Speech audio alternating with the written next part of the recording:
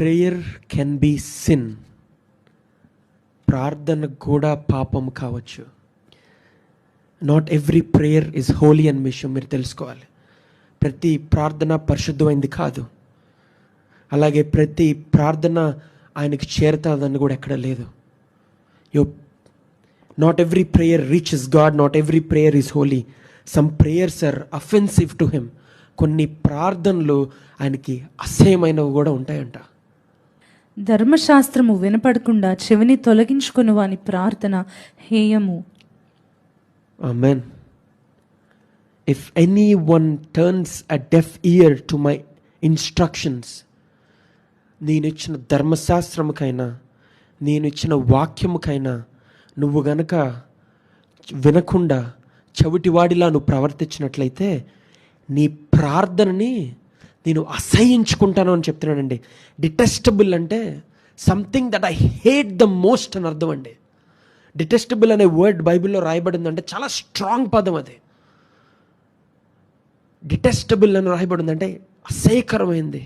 చిరాకు అనే దేవునికి ఇంకా చాలా అసహ్యం వస్తుందంటండి, చిరాకు వస్తుందంటండి.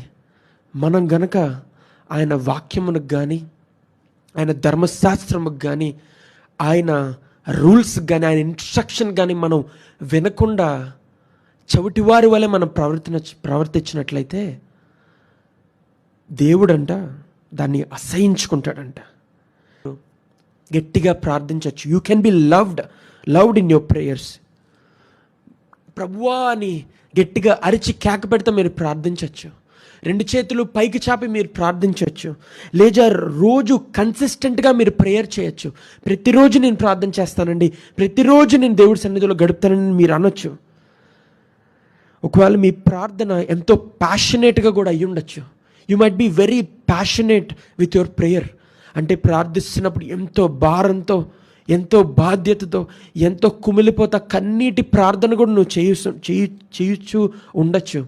But if your life mocks God's word, ఒకవేళ నీ జీవితం కనుక దేవుని వాక్యమునకు వ్యతిరేకంగా, దేవుని వాక్యమునకు హేయంగా, దేవుని వాక్యమునకు అసహ్యకరంగా నీ బ్రతుకు కనుక ఉన్నట్లయితే నీ ప్రార్థన శబ్దముగానే ఉంటుంది కానీ ఆరాధనగా ఎప్పుడు ఉండదండి.